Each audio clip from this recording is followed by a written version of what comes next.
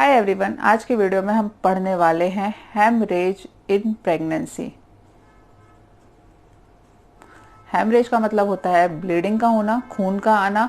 Pregnancy आप सभी को पता है, प्रेगनेंसी के दौरान होने वाली हम ब्लीडिंग के बारे में बात करेंगे। मेनली आज के वीडियो में हम डिस्कस करने वाले हैं अबॉर्शन के बारे में। ठीक है, अगर आप गर्भवती हैं या आप मैरिड हैं या आपके बच्चे हैं और आप प्लान कर रहे हैं या फिर आप इस बारे में एजुकेट होना चाहते हैं तो प्लीज़ वीडियो पूरा देखिए। हेमरेज इन प्रेगनेंसी यानी कि प्रेगनेंसी के दौरान किसी भी प्रकार से ब्लीडिंग का होना। देखिए, अगर प्रेगनेंसी में जो ब्लीडिंग हो रही है, ठीक, उसके दो इम्पॉर्टेंट टाइप हो सकते हैं या हम दो इम्पॉर्टेंट कारण डिवाइड कर सकते हैं। पहले तो वो कारण होते हैं जो डायरेक्टली रिलेटेड होते हैं with pregnancy, directly related with pregnancy, यानी कि प्रेगनेंसी के कारण होने वाली जो ब्लीडिंग है, इसमें आ जाता है आपका अबॉर्शन। अबॉर्शन के कारण ब्लीडिंग होती है। एक्टोपिक प्रेगनेंसी भी आ सकती है।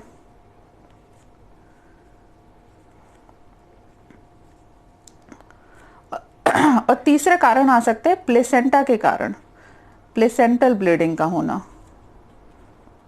प्लेसेंटा के कुछ कॉज होते हैं जिसकी वजह से आपको ब्लीडिंग होती है। ये हैं जो कि डायरेक्टली रिलेटेड विद प्रेगनेंसी हैं। उसके बाद कुछ होते हैं जो कि डायरेक्टली रिलेटेड नहीं है, उनको एसोसिएटेड कारण बोलते हैं, या फिर नॉन डायरेक्ट, जो कि डायरेक्टली तो इनका प्रेगनेंसी से किसी प्रकार का कोई रिलेशन नहीं है, लेकिन उसकी वजह से प्रेगनेंसी में ब्लीडिंग हो जाती है। इसमें मेन कॉज होता है यूटेराइन फाइब्रॉइड का होना, यानी कि बच्चेदानी के अंदर किसी प्रकार की गांठ का होना, जिसकी वजह से हार्मोन के इन्फ्लुएंस में आकर ब्लीडिंग हो सकती है। दूसरा कारण होता है वेजाइनल पॉलिप का होना, फीमेल की वेजाइना में किसी प्रकार का कोई पॉलिप का होना। ठीक है, इसके बाद सर्वाइकल कैंसर भी एक रीजन होता है इसका। और भी कुछ कारण जो कि फीमेल की वेजाइना या फिर यूट्रस में होते हैं, जिसकी वजह से आपको ब्लीडिंग हो सकती है। ये कारण होते हैं एसोसिएट कारण। मतलब इन कारणों का, अब यूटेराइन फाइब्रॉइड जो है, तो यूटेराइन फाइब्रॉइड का प्रेगनेंसी से कोई सीधा रिलेशन नहीं है, लेकिन प्रेगनेंसी में यदि व्यक्ति को यूटेराइन फाइब्रॉइड है और फिर उसको प्रेगनेंसी हो जाती है तो बहुत चांसेस हैं कि बार बार वेजाइना से ब्लीडिंग हो। ठीक है, ये कारण होते हैं जो कि एसोसिएट होते हैं या फिर नॉन डायरेक्ट कॉज होते हैं। ठीक, अब डायरेक्ट कॉज जो हमने पढ़े उसमें पहला कॉज है अबॉर्शन, क्योंकि ज्यादातर चीजें जो होती है वो अबॉर्शन में ही होती है, अबॉर्शन में ही ब्लीडिंग होती है। तो आज हम इसके बारे में थोड़ा सा डिटेल में पढ़ेंगे। सबसे पहले तो ये जान लेते हैं कि भाई अबॉर्शन की डेफिनेशन क्या है। WHO की गाइडलाइन है, वर्ल्ड हेल्थ ऑर्गेनाइजेशन ने ये डेफिनेशन बनाई है कि जब जो भ्रूण है या फिर जो बच्चा है, फीटस, उसका वजन 500 ग्राम यानी कि आधा किलो से कम होता है और उससे पहले वो माता के शरीर से बाहर हो जाता है, तब उसे अबॉर्शन कहा जाता है। ठीक है, बच्चा जो है आधा किलो से कम के वजन का हो। अगर हम बच्चे की स्टडी करें कि पहले महीने से लेकर 9 महीने तक किस प्रकार से बच्चे का वजन बढ़ता है, तो ये आधा किलो का वजन लगभग होता है 22 वीक्स में, यानी कि गर्भवती माता का जब 22वां हफ्ता चल रहा होता है, यदि उससे पहले बच्चा जो है या जो पेट में जो भ्रूण है वो गिर जाए तो उसको अबॉर्शन कहा जाता है। 22 हफ्ते लगभग 5.5 महीने, 5.5 महीने से पहले बच्चे का माता के जो यूट्रस है उससे बाहर हो जाना अबॉर्शन कहलाता है। ये है इसकी अलग अलग तरीके से डेफिनेशन, एक तो वजन के हिसाब से, वीक्स के हिसाब से, फिर महीने के हिसाब से। ठीक है, ये है इसकी डेफिनेशन। अब अबॉर्शन के टाइप कितने होते हैं या अबॉर्शन एक्चुअली है क्या? जो अबॉर्शन है उसके दो टाइप होते हैं। फर्स्ट है spontaneous abortion. Spontaneous abortion, spontaneous का मतलब आप सभी लोगों को पता है, अपने आप हो जाना। ठीक है, स्पॉन्टेनियस हो जाना, तुरंत हो जाना। और दूसरा होता है इंड्यूस अबॉर्शन।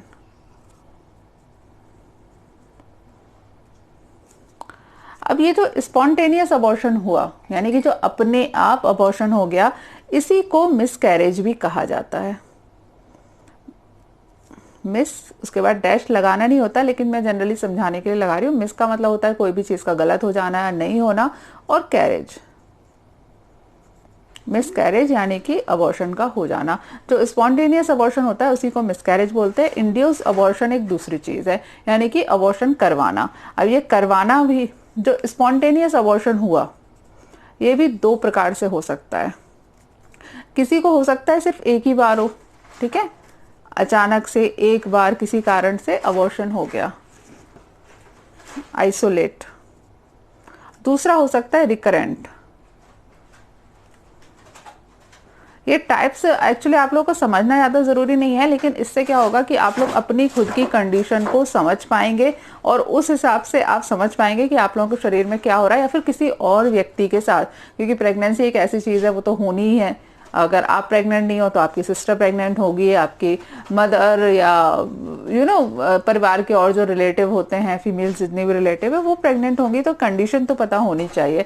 इसलिए मैं आपको टाइप बता रही हूँ जिससे आप समझ सकें। यदि किसी व्यक्ति का, किसी माता का सिर्फ एक ही बार गर्भपात हुआ है, एक बार, तो उसे आइसोलेट बोलते हैं, ठीक है। दूसरे रीजन होते हैं रिकरेंट होना, बार बार हो जाना। हर बार बार प्रेगनेंसी ठहरती है, बार बार 3 से 4 महीने का बच्चा होता है, फिर अबॉर्ट हो जाता है, ये कंडीशन आती है रिकरेंट अबॉर्शन की।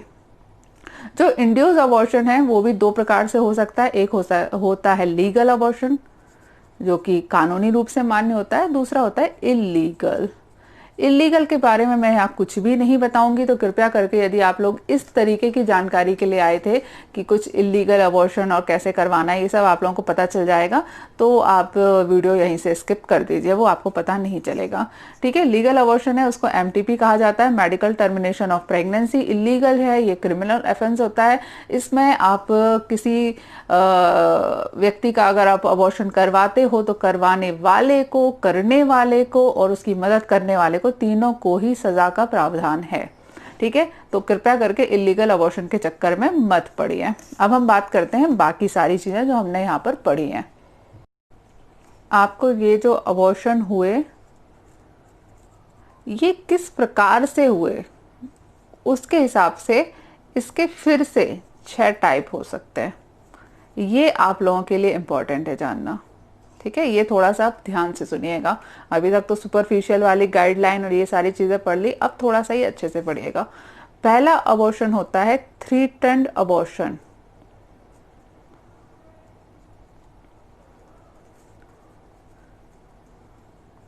थ्रेटन्ड अबॉर्शन, किसी को डराने वाला। थ्रेट का मतलब क्या होता है? डराना।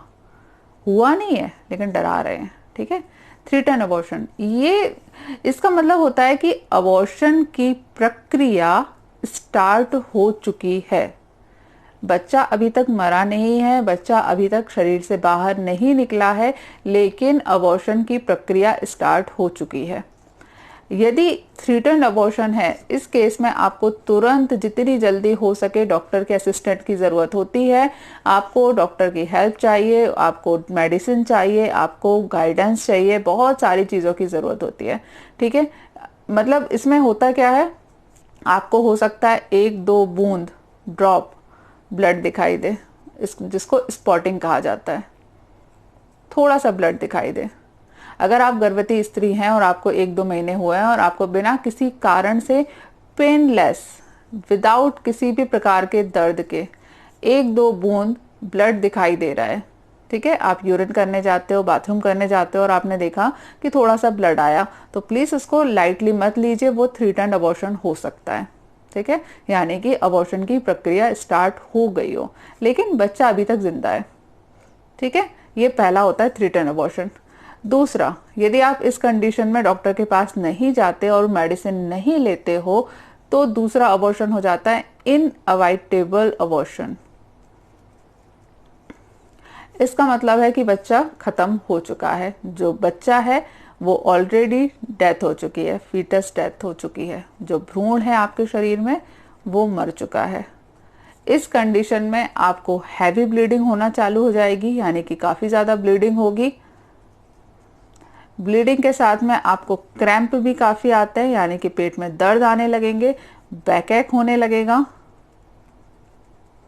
और फीवर भी आ सकता है, ठीक है। ये होता है इनअवॉइडेबल अबॉर्शन। उसके बाद तीसरी कंडीशन आती है कंप्लीट अबॉर्शन। कंप्लीट अबॉर्शन का मतलब यह है कि जो कुछ भी बच्चे में था, बच्चे का था, यानी कि प्लेसेंटा प्लस फीटस, जिसको हम लोग जनरली अगर आप डॉक्टर के पास जाएं शुद्ध हिंदी लैंग्वेज में किसी से पूछें तो हम लोग बच्चे के साथ की झिल्ली, बच्चे को खून देने वाली नली, इस तरीके की चीज़ों, इस तरीके के वर्ड का इस्तेमाल करते हैं समझाने के लिए। यानी कि बच्चे के अलावा बाकी सबको जो कुछ भी था वो सब माँ के शरीर से बाहर निकल गया है, पूरा पास हो गया। कंप्लीट का मतलब ही होता है कंप्लीट, जो कुछ भी आपने कंसीव किया था, जो कुछ भी उसमें था, वो प्लेसेंटा थी, मेम्ब्रेन था, फीटस था, ठीक है, कैविटी वहां जो बनी थी, वो सारी चीजें आपके शरीर से पास हो गई, ये कंप्लीट अबॉर्शन हो गया। इसके बाद चौथा एक टाइप आता है इनकम्प्लीट अबॉर्शन का होना। जो कंप्लीट था उसका जस्ट अपोजिट, इसमें बड़ा खतरनाक होता है। बच्चा तो इसमें भी खत्म हो गया है। ये अक्सर होता है जब घर में अबॉर्शन हो जाता है और लोग डॉक्टर के पास जाते ही नहीं है किसी भी प्रकार की मदद लेने या फिर डॉक्टर से बात करने के लिए। इसमें क्या होता है, बच्चा तो खत्म हो गया है लेकिन कुछ बच्चे के टुकड़े पेट के अंदर ही फंस जाते हैं। पेट के अंदर मतलब यूटेरस के अंदर। हो सकता है बच्चा था, मर के आधा बच्चे का शरीर निकल गया लेकिन थोड़ी उसकी चीजें हैं जो कि शरीर के, माँ के शरीर के अंदर रह गई। अब बच्चे में जब तक जान है तब तक वो बच्चा है, तब तक वो बहुत कीमती है, बहुत इंपॉर्टेंट है। लेकिन यदि दुर्भाग्य से आपके बच्चे की, आपके फीटस की मृत्यु हो चुकी है तो उसके बाद उसका कोई इंपॉर्टेंस नहीं है शरीर के लिए। वो जितनी देर तक आपके शरीर के अंदर रहेगा उतनी देर तक आपको बीमार करेगा। इस कंडीशन में जब इनकम्प्लीट अबॉर्शन होता है तो कई दिनों तक, 10 दिन, 15 दिन, किसी किसी को तो 1 महीने तक हल्की हल्की ब्लीडिंग आती रहती है। अक्सर औरतें ध्यान नहीं देती, सोचती है बच्चा गिरा है, ठीक है, ब्लीडिंग आ रही है, कोई बात नहीं, अपने आप बंद हो जाएगी। कभी बंद हो जाती है, कभी दोबारा स्टार्ट हो जाती है, ऐसा भी होता है इसमें। ठीक है, ऐसा भी होगा कि आपको 4 दिन ब्लीडिंग रही, उसके बाद 2 दिन आपको कुछ ब्लीडिंग नहीं रही, आप बिल्कुल नॉर्मल हो गए, सारी चीजें बढ़िया हो गई, उसके बाद फिर से आपको ब्लीडिंग चालू हो गई। इस तरीके के जो केस होते हैं इसका मतलब है कि बच्चे के कुछ टुकड़े अभी भी आपके पेट के अंदर फंसे हुए हैं, ये इनकम्प्लीट अबॉर्शन है। ठीक है, इसके बाद 2 टाइप और होते हैं, इसको मैं हटा देती हूँ पहले।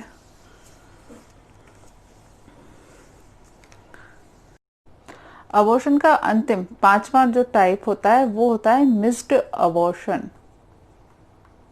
मिस्ड अबॉर्शन बड़ी खतरनाक चीज है। इसमें क्या होता है, मिस्ड का मतलब क्या होता है, कोई चीज खो जाना, नहीं रहना, ध्यान ना रहना, खो जाना कुछ भी। मिस्ड अबॉर्शन के केस में ऐसा होता है कि आपको मान लो 2 महीने पर हल्की ब्लीडिंग आई या फिर नहीं भी आई, हो सकता है नहीं भी आए, ठीक है, स्पॉटिंग 2 महीने का जब था तब आपको हल्की सी ब्लीडिंग आई, और उसके बाद आपने डॉक्टर को दिखाया, कुछ ट्रीटमेंट ले लिया या फिर नहीं भी दिखाया, और उसके बाद 3 महीने पर जब आपने अल्ट्रासाउंड कराया तो पता चला कि बच्चा तो ऑलरेडी खत्म हो चुका है। ठीक है, ये बहुत बार होता है कि यार कुछ हुआ ही नहीं, माँ को लगता है कि यार घर वालों को भी लगता है ये क्या हुआ। यही वाला वो केस होता है जिसमें लोग भूत प्रेत और बाकी सारी चीजों पे ज्यादा भरोसा कर लेते हैं, क्योंकि ये चीज समझ से परे होती है। इसका रीजन नहीं पता, पर इसकी कोई रिसर्च भी नहीं है कि एग्जैक्टली ऐसे हो क्यों रहा है, मिस्ड अबॉर्शन क्यों होता है। बिना किसी कारण के जो बच्चा रहता है वो अंदर ही अंदर उसका ममीफिकेशन हो जाता है, यानी कि वो अंदर ही अंदर खत्म हो जाता है और पेट के अंदर सूख जाता है। ठीक है, इसमें ये चीज होती है, बच्चे का जो पानी रहता है, जो एमनियोटिक फ्लूइड रहता है, वो सूख जाता है और बच्चा अंदर ही अंदर सूख कर ममीफिकेशन हो जाता है। ममीफिकेशन वो जो इजिप्ट वाली ममी होती है ना, वो वाली चीज, बच्चा अंदर ही सूख जाता है, ये मिस्ड अबॉर्शन होता है। उसके बाद लास्ट ऑप्शन आता है, वो है सेप्टिक अबॉर्शन। जो सेप्टिक अबॉर्शन होता है इसमें किसी भी प्रकार के जो 5 अबॉर्शन बताए हैं, इनमें से किसी भी अबॉर्शन के केस में इन्फेक्शन भी हो जाए तो उसको सेप्टिक अबॉर्शन कहा जाता है। ये 6 प्रकार के अबॉर्शन होते हैं और इनको समझना बहुत जरूरी है, क्योंकि क्या होता है ना, कई बार ऐसा होता है कि 1 या 2 स्पॉटिंग आई, स्पॉटिंग मतलब थोड़ी सी ब्लीडिंग आई, और लोग सोचते हैं कि यार इतना तो चलता है, कोई बात नहीं, अब डॉक्टर को कौन दिखाए, लेकिन उसी के अंदर बच्चा खत्म हो जाता है, क्योंकि वो हो सकता है स्पॉटिंग आपका थ्रेटेंड अबॉर्शन हो। उस केस में यदि आप डॉक्टर को दिखा लेते तो हो सकता है अबॉर्शन कन्वर्ट नहीं होता। कई बार ऐसा हो जाता है कि हैवी ब्लीडिंग होती है और लोग सोचते हैं अब तो बच्चा खत्म हो ही चुका है, अब डॉक्टर को क्या दिखाना। ऐसी कंडीशन में हैवी ब्लीडिंग महीने भर होती रहती है, वो कन्वर्ट हो जाती है इनकम्प्लीट अबॉर्शन में।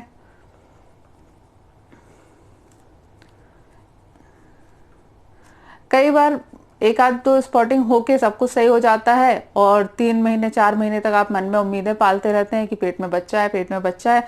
बाद में पता चलता है कि बच्चा तो पेट के अंदर ही मम्मी बन चुका है और आपको हो चुका है मिस्ड अबॉर्शन। तो प्लीज ये सारे जो केस हैं उसको समझिए, गलतफहमी में मत रहिए, जैसी जरूरत है उसके हिसाब से इसका ट्रीटमेंट करवाना पड़ता है। ट्रीटमेंट पार्ट मैं आपसे सेकेंड वीडियो में डिस्कस करूंगी। अब इसके कॉज को समझ लेते हैं। आप लोग भी सोच रहे होंगे ना कि यार अबॉर्शन के आफ्टर ऑल कॉज होते क्या हैं। ज़्यादातर लोगों को लगता है कि बस माँ के पेट में है तो माँ की वजह से ही अबॉर्शन होते हैं, पर ऐसा नहीं है, बहुत सारे कारण इसके हो सकते हैं। अब हम समझते हैं causes of abortion.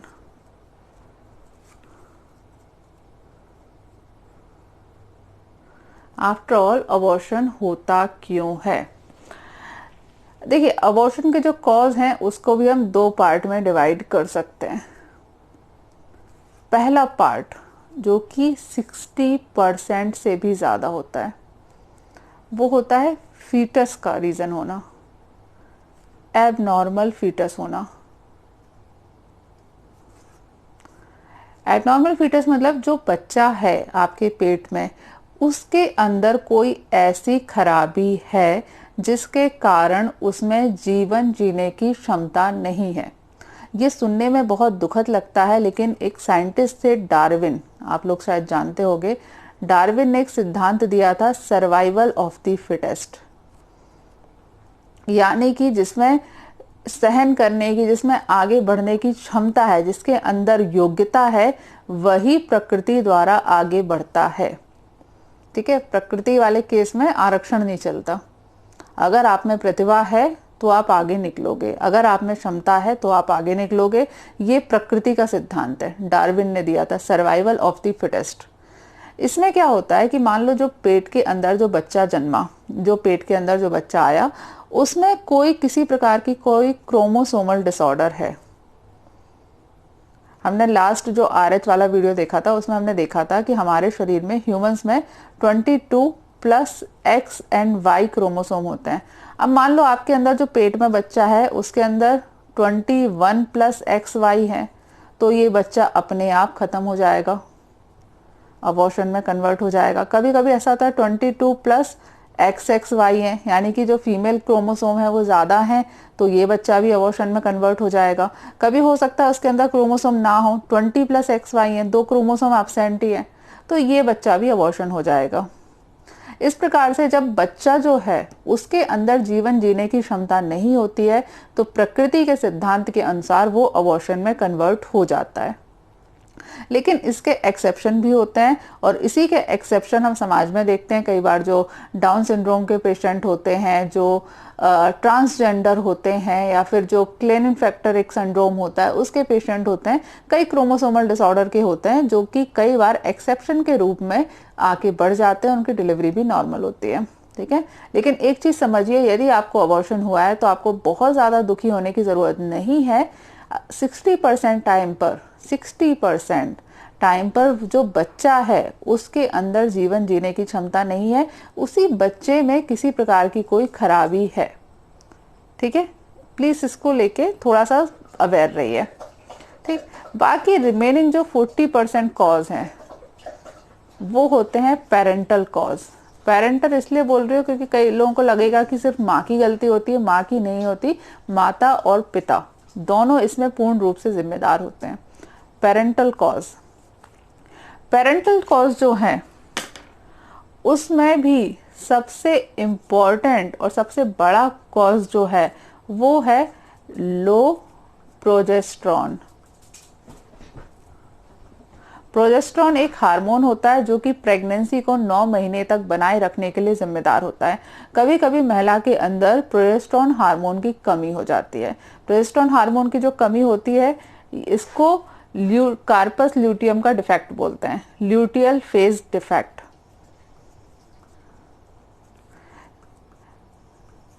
Luteal phase defect होता क्या है, जैसे ही बच्चा ठहरा वैसे ही माँ के शरीर में एक कार्पस ल्यूटियम भी बन जाती है। ये कार्पस ल्यूटियम प्रोजेस्टेरॉन निकालती है, कब तक, 3 महीने तक, जब तक कि प्लेसेंटा नहीं बनता। कभी कभी गर्भवती माता के अंदर प्रोजेस्टेरॉन हार्मोन की कमी होती है, जिसकी वजह से फाइनली प्रोजेस्टेरॉन हार्मोन की कमी के कारण अबॉर्शन हो जाता है। ये वाला जो केस है लो प्रोजेस्टेरॉन, ये होते हैं मैक्सिमम 15% तक, यानी कि 16 + 15 75% कॉज में यही 2 इंपॉर्टेंट रीजन होते हैं, या तो जो पेट के अंदर जो बच्चा है वो खराब है, या फिर माता के अंदर प्रोजेस्टेरॉन हार्मोन की कमी है। लेकिन माँ का जो ये रीजन है ये केवल 15% होता है।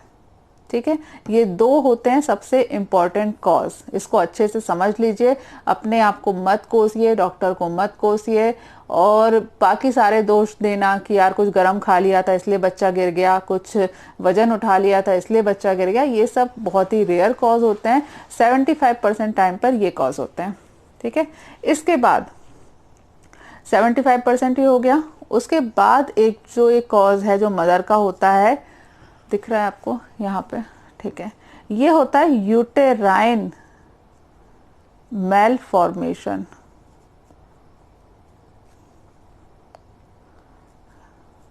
यूटेराइन मेलफॉर्मेशन का मतलब है कि भाई यूटेरस ही एबनॉर्मल है।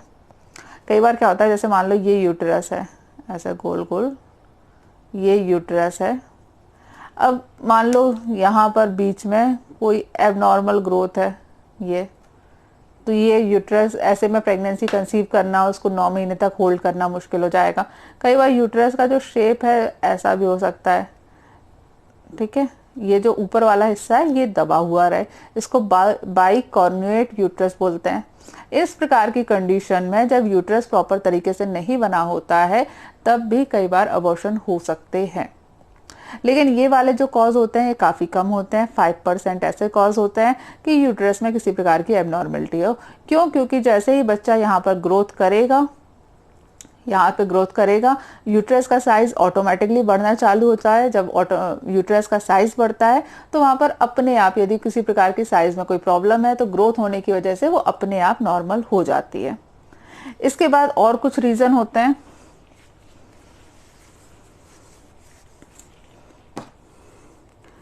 इसके बाद इंपॉर्टेंट रीजन होता है इन्फेक्शन का होना। यदि आपको शुरू के महीने में किसी प्रकार का कोई वायरस, बैक्टीरियल या इन्फेक्शन हो गया है तो उसकी वजह से भी हो सकता है। उसके बाद एक इम्पॉर्टेंट रीजन है जो आप लोगों को खास तौर से समझना है, वो होता है इम्यूनोलॉजिकल रीजन। हमारी जो इम्यूनिटी इतनी अच्छी चीज़ है, कई बार ये हमारे लिए बहुत बड़ी प्रॉब्लम क्रिएट करती है। इसमें क्या होता है कि माँ के शरीर में, मदर के शरीर में कुछ इस प्रकार की एंटीबॉडी बनती हैं जो कि बच्चे को फॉरेन बॉडी की तरह देखते हैं। माँ के शरीर में, ये जो मदर है, मदर के शरीर में बनते हैं एंटीबॉडी, और ये एंटीबॉडी फीटस को जाके खत्म कर देते हैं। ठीक, इसी का एक दूसरा टाइप होता है कि माँ के शरीर में पिता के विरोध में एंटीबॉडी बनती है। अब जो बच्चा है उसमें तो पिता के भी कुछ क्रोमोसोम है, तो माँ के शरीर में एंटीबॉडी बनती है जो कि स्पेशली पेरेंटल क्रोमोसोम को डिस्ट्रॉय कर देती हैं। लेकिन अगर बच्चे में माता या पिता दो में से किसी को भी डिस्ट्रॉय हो जाएगा तो बच्चा रह नहीं पाएगा। ऐसे रीजन में अक्सर ये होता है कि मदर यदि किसी दूसरे पार्टनर के साथ में है तो फिर वो कंसीव कर जाती है, लेकिन पहले पार्टनर के साथ में है तो कंसीव नहीं कर पाती। इस प्रकार के केस में जहाँ पर पेरेंट यानी कि पिता के खिलाफ में एंटीबॉडी बनती है, वहाँ पर उस केस में जो IVF वगैरह होते हैं वो ज़्यादा सक्सेसफुल केस होते हैं। अभी तक ये जो हमने सारे कॉज पढ़े, ये होते हैं मेन इंपॉर्टेंट कॉज जो कि अबॉर्शन के लिए जिम्मेदार होते हैं। इसके बाद कुछ RH इनकॉम्पेबिलिटी, जो मैंने लास्ट टाइम आपको पढ़ाई थी कि माँ के ब्लड ग्रुप का उल्टा होना, यानी कि RH नेगेटिव ब्लड ग्रुप का होना, उसकी वजह से हो सकते हैं। हार्ट प्रॉब्लम का होना, अल्कोहल प्रॉब्लम का होना, बाकी सारी चीज़ें इन्वॉल्व होती हैं। ये इंपॉर्टेंट कॉज होते हैं जिसकी वजह से अबॉर्शन हो सकता है। इसके ट्रीटमेंट का डिस्कशन मैं आपसे नेक्स्ट वीडियो में करूंगी। अगले वीडियो में मैं आपको थोड़ा सा आयुर्वेद का पॉइंट ऑफ व्यू भी बताऊंगी। अबॉर्शन की डिटेल हिस्ट्री, डिटेल तरीके से डिस्कशन किया गया है गर्भपात और गर्भ स्तंभ के बारे में। ठीक है, आयुर्वेद में 2 तरीके से इसको बताया गया है, और अगले वीडियो में हम थोड़ा सा इसका आयुर्वेद पॉइंट ऑफ व्यू और इसका ट्रीटमेंट डिस्कशन करेंगे। ये वीडियो आप लोगों को कैसे पसंद आ रहे हैं, आप लोगों को अच्छे लग रहे हैं कि नहीं लग रहे हैं, प्लीज़ मुझे कमेंट करके ज़रूर बताइए। चलो नेक्स्ट वीडियो में मुलाकात होगी, तब तक के लिए stay healthy and be happy. Good bye.